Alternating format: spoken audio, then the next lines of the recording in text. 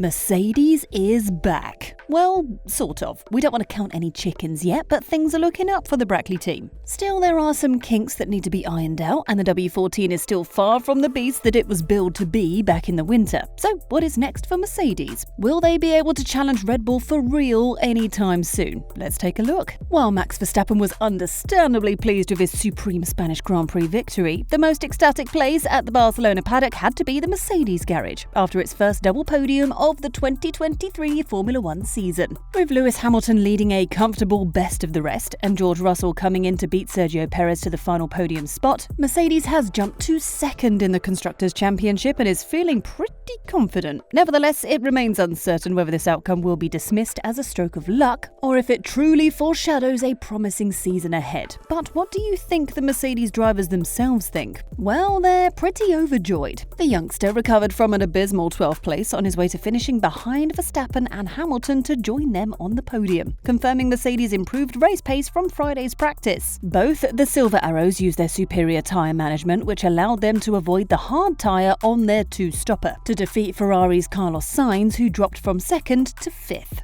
And Mercedes' double podium, according to Russell, demonstrates that the Brackley team is finally on the right track after introducing extensive upgrades in Monaco, which were further exploited at the more traditional Barcelona layout. "I'm a little bit surprised for sure," said Russell. "Kudos to the team for giving me a really great car today. A strong race for us as well, from P12 coming all the way to P3. A sign of things to come, hopefully, for us as a team." Hamilton, who briefly trailed Aston Martin's Lance Stroll at the start, passed Sainz on track after the first round of pit stops, and was never challenged for second again, using his softer mediums to distance himself from the Ferrari. That earned him a comfortable second place, albeit 23 seconds behind Verstappen's dominant Red Bull. "What a result for our team. We definitely didn't expect to have the result we had today," added Hamilton. "I just really want to take my hat off to my team. A big thank you to everyone back at the factory for continuing to push and bring us a little bit closer to the Red Bulls." When asked if Mercedes could still close the gap on Red Bull this year by media presenter and former rival Nico Rosberg, Hamilton said,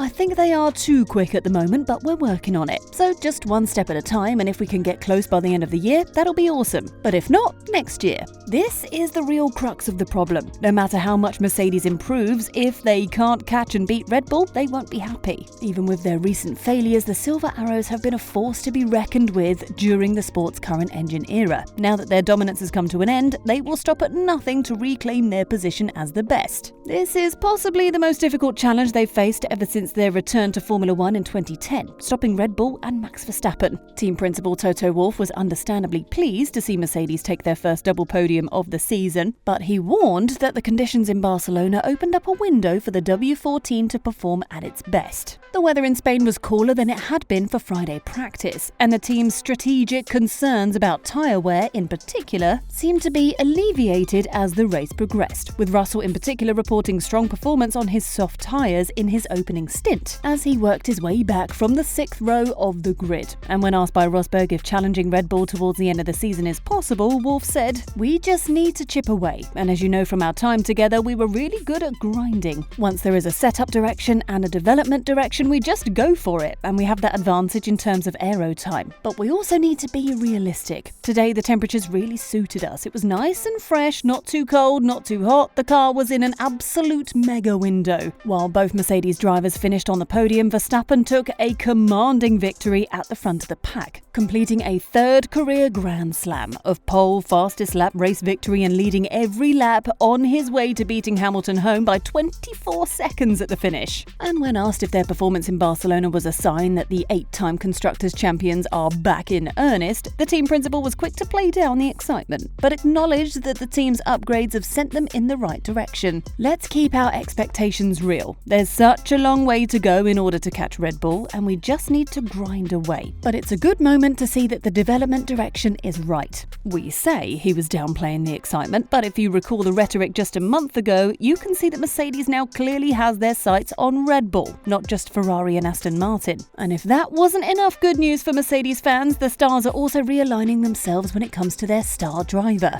Hamilton's current contract expires at the end of this season, which prompted traditional speculation about whether the 38-year-old will stay with the team that propelled him to 6th of his 7 world championships or walk away. It even sparked a wild speculation about a possible transfer to Ferrari, which was quickly debunked by all parties. Both Hamilton and Wolff have repeatedly stated that they could reach an agreement without much difficulty, and after Sunday's race, Hamilton gave the strongest hint yet that a contract extension is imminent. When asked if a new deal is in the works during the post-race press conference, Hamilton chuckled, "Well, I haven't signed anything yet, but I think we're going to meet with Toto tomorrow, so hopefully we can get something done." Wolff echoed Hamilton's words when Sky Sports F1 asked when Hamilton's new contract would be finalised. "I think we just need to get time to sit over coffee. That's going to take half an hour," he said. Hamilton believes his Mercedes contract situation has no bearing on his performance, but admits that once the deal is completed, it will be easier for him and the team to focus on challenging Red Bull. "Well, you can see today. My results, my performance is not affected by that. I think it's always something that's at the back of your mind, so once this is done, then you're able to focus more about the future. The podium today was really special to be able to see the excitement in all the people that I've worked with such a short time." Without putting too much emphasis on a single result, it appears that this race is the most convincing message Mercedes has sent in this new era of Formula One. It was just a plain competitive and second best to Red Bull this weekend on a track layout that everyone else says either exposes or proves a car's weaknesses. Hamilton should have started on the front row, but it was a relatively easy rise to second place in the end. And Russell charged through to third, then held off a late assault from Perez, who was giving it his all. Verstappen obviously had plenty of reserves and still won easily. So Mercedes is most likely a long way from winning a straight fight. But nothing in the last 15 months has suggested that it actually gets its car better than this performance. If it's true, better late than never. However, there is still a lot of work to be done. However, the message won't only reach Red Bull. Fernando Alonso of Aston Martin is also notably concerned about the situation. By comparison, Alonso's 7th place finish was his lowest of the season, with Russell passing him with relative ease in the first stint. With Alonso and Aston Martin overtaken on race pace at least around Barcelona, the two-time world champion expressed concern about the Mercedes duo as a pairing, citing another rival's woes as one of the reasons Mercedes is forming a partnership to be reckoned with. "They are fast. They are a concern for us. They have been all year long. They have very consistent drivers as well," Alonso told Sky. Ferrari has a very fast car, but they seem to score only with one car or have more trouble in the race. But Mercedes is always there, so they're a very tough competitor. It'll be very interesting to see what Mercedes can really do later in the season as they gain a better understanding of their new car concept. But the fact that they were able to make this leap after only the second race with the upgrades is already impressive. Thank you for watching. If you enjoyed the video, please like and subscribe and ring that bell to receive notifications when we upload new content. Make sure you share your thoughts in the comments section below. What are your thoughts? Is it true that Mercedes has made significant progress, or was Spain